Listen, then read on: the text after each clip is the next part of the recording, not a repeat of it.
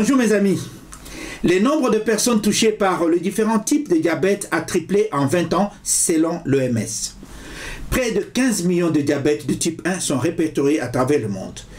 Et 400 millions de personnes dans le monde sont concernées par le diabète de type 2.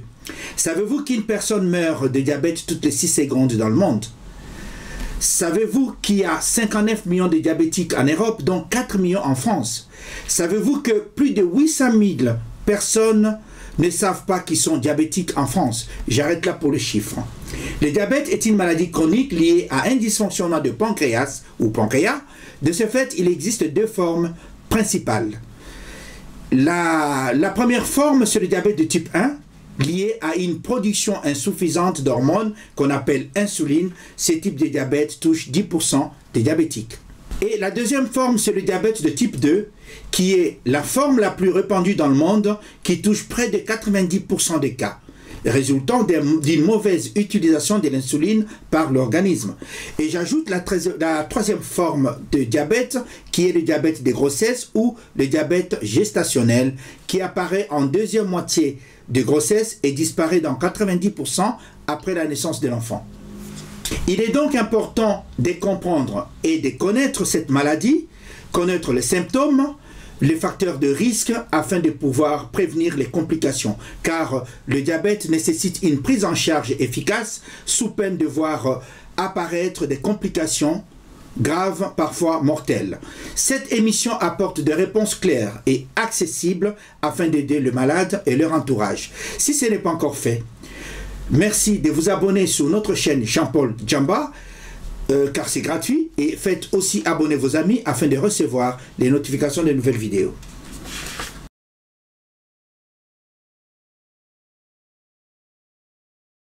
Le diabète de type 1, appelé insulinodépendant, parce qu'il est principalement lié à un défaut d'insuline. Il est aussi nommé diabète maigre ou sucré, car l'un des premiers symptômes est l'amaigrissement. Il est aussi appelé diabète juvénile du fait qu'il touche les sujets jeunes de 5 à 20 ans. En tout cas, il touche les sujets avant l'âge de 35 ans. Alors, comment définir le diabète de type 1? Qu'il soit de type 1 ou 2, le diabète traduit une élévation anormale du taux de glucose, sucre, dans le sang appelé glycémie. Autrement dit, le diabète de type 1 survient lorsque le pancréas ne produit plus assez ou plus du tout d'insuline. Ce qui nous amène à définir le diabète de type 1 comme une maladie auto-immune, c'est-à-dire que le système immunitaire a détruit les cellules du pancréas qui produisent l'insuline.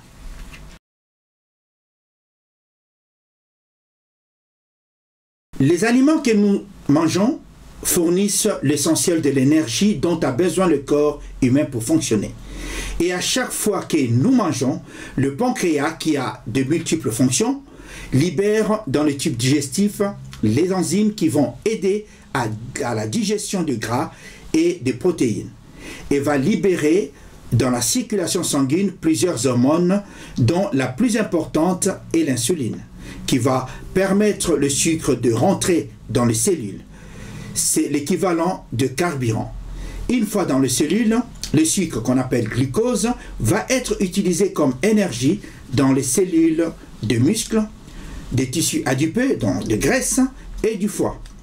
Une fois dans le foie, cette réserve à glucose va être utilisée et libérée par le corps comme énergie entre les aliments consommés et les activités pratiquées et durant la nuit. Alors pour ce faire, le glucose pénètre dans les cellules où il est converti en énergie. Et le taux de glucose, donc le taux du sucre sanguin, qu'on appelle glycémie, reste ainsi stable et normal, c'est-à-dire autour d'1 gramme par litre de sang. Ça, c'est pour les sujets non diabétiques. Tandis que pour la personne diabétique de type 1, son système immunitaire, censé défendre l'organisme contre l'agression, ne reconnaît pas ou ne reconnaît plus les cellules productrices d'insuline. Et il les combat, il les attaque et les détruit.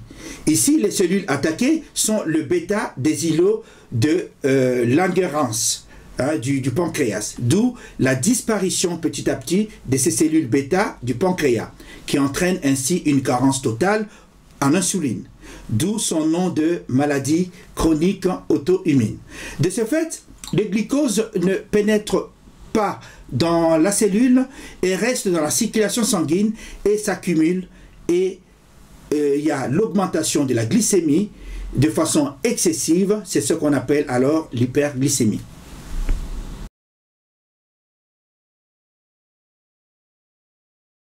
Les causes précises du diabète de type 1 qui touchent le plus souvent un sujet jeune, non obèse, avant l'âge de 35 ans ne sont pas établies avec précision. Il est pensé que seules les personnes ayant une prédisposition génétique sont atteintes de cette forme de diabète. Toutefois, plusieurs facteurs favorisants ont été mis en avant. Les facteurs environnementaux, encore mal connus, comme les infections, les toxiques, les virus, le stress, la carence en vitamine D ou d'un choc affectif peuvent favoriser l'apparition de diabète de type 1. Donc, le diabète de type 1 n'est pas causé par une trop grande consommation de sucre ou à une obésité, mais à une anomalie des sécrétions d'une hormone endocrine et au système immunitaire, caractérisée par un défaut d'insuline.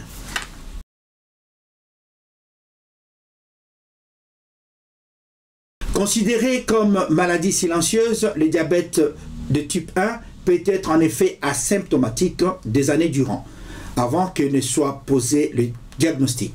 Ainsi, les signes peuvent varier d'un individu à l'autre. Néanmoins, les signes les plus répandus du diabète de type 1 sont les suivants. Il y a la polyurie, c'est-à-dire une envie fréquente d'uriner. Il y a la polyphagie, une faim accrue et excessive. Il y a la polydipsie, qui est une soif intense. Il y a l'amaigrissement important et la fonte musculaire, malgré un appétit stable. Il y a la fatigue excessive et un manque d'énergie. Et d'autres signes peuvent apparaître tels que les troubles de la vision et la douleur abdominale, les infections, une odeur fruitée de la laine et une odeur anormale des urines.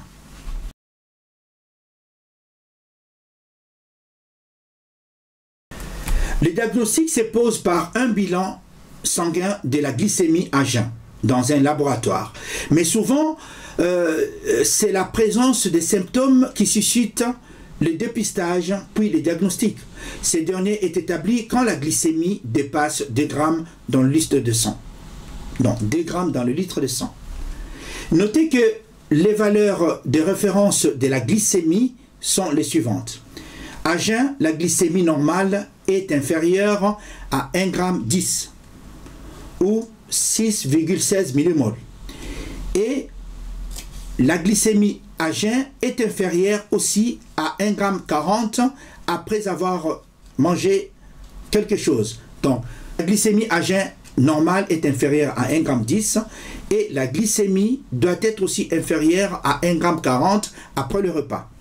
On parle de diabète quand 2 glycémies à jeun sont supérieures à 1,26 g ou égales ou supérieures à 2 grammes à n'importe quel moment de la journée.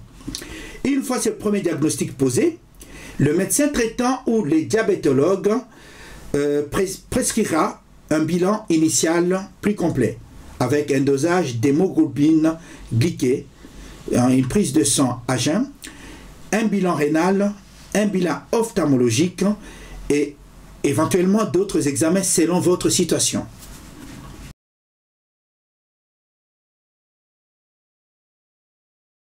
Le traitement pour le patient atteint de diabète de type 1 est l'injection d'insuline pour compenser l'insuffisance des sécrétions de leur insuline endogène, c'est-à-dire remplacer ce que le pancréas ne peut plus produire. En effet, ce traitement s'administre soit sous forme d'injection avec une seringue ou un stylo, en moyenne 4 injections par jour, sous voie sous-cutanée, ou par une pompe à insuline destinée à administrer l'insuline en continu.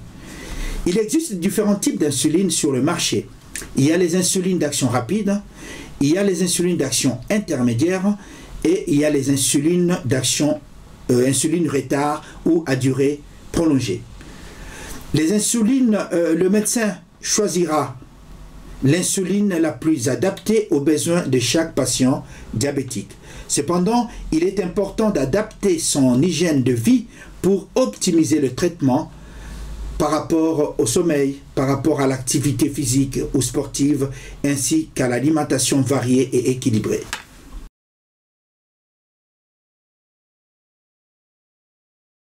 Par rapport aux complications, en effet, le diabète mal soigné ou pas soigné engendre soit les complications aiguës ou les complications chroniques. Je commence par les complications aiguës. En tête de liste, il y a l'hyperglycémie supérieure à 1,29 g. Quand on parle de l'hyperglycémie, c'est l'hyperglycémie chronique qui est supérieure à 1,29 g, qui peut aller jusqu'à 2 g. Cette hyperglycémie peut être brutale, pouvant aller jusqu'au coma diabétique ou coma acidocétosique. Et la deuxième complication aiguë, c'est l'hypoglycémie, qui se traduit ici par une baisse des taux de glycémie dans le sang, pouvant conduire aussi au coma. Conduite à tenir, c'est de manger 1 à 2 morceaux de sucre ou boire un verre de jus ou manger du bonbon pour faire monter le sucre dans le sang. Et ensuite, il y a des complications qui arrivent sur le long cours ou sur le long terme. Donc, des complications chroniques qui touchent les yeux, par exemple les troubles visuels jusqu'à la cécité. Il y a aussi l'atteinte rénale. Il y a aussi l'atteinte des membres inférieurs, ici par la perte de sensibilité au niveau des pieds. Il y a atteinte du cœur, AVC. Il y a l'hypertension artérielle, donc surveillance de la pression artérielle, car toute élévation de chiffres supérieurs à 14,8 signifie qu'il y a un risque de souffrance oculaire et rénale.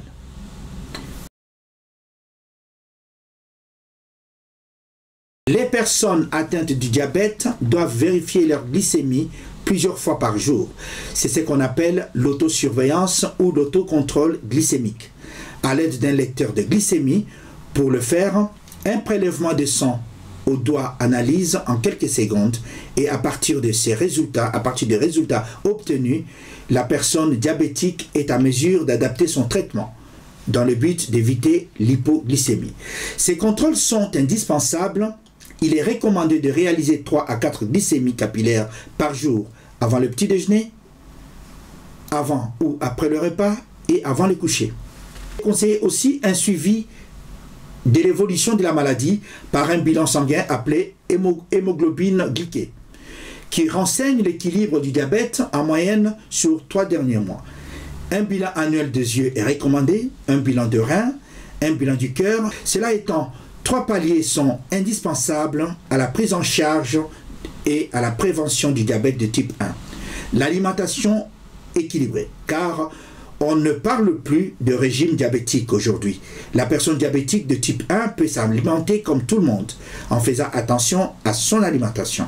2, il y a l'activité physique qui fait baisser la glycémie. Et 3, il y a le traitement adapté au type de diabète. Ne pas sauter le repas ou oublier de prendre ses médicaments ou son insuline. Le diabète de type 1 est une maladie chronique auto-immune qui apparaît souvent chez les jeunes enfants, adolescents et jeunes adultes. Cette maladie bouleverse l'équilibre de la famille. Néanmoins, une prise en charge et l'implication de toute la famille permet de vivre comme tout le monde avec cette maladie. Aujourd'hui, le diabète se soigne très bien, mais ne guérit pas. Cependant, beaucoup de progrès ont vu le jour ces dernières années pour la prise en charge de diabète de type 1. Je vais juste vous citer un exemple de pancréas artificiel mis en place par CERITED, qui est le centre d'études de recherche et d'innovation dédié au diabète qui est à Ivry, en Essonne. En effet, le pancréas artificiel est une pompe intelligente qui gère le diabète à la place du patient, qui va bientôt être commercialisée. Cette innovation va changer la vie des patients et en réduisant le risque des complications tant redoutées du genre hypo ou hyperglycémie.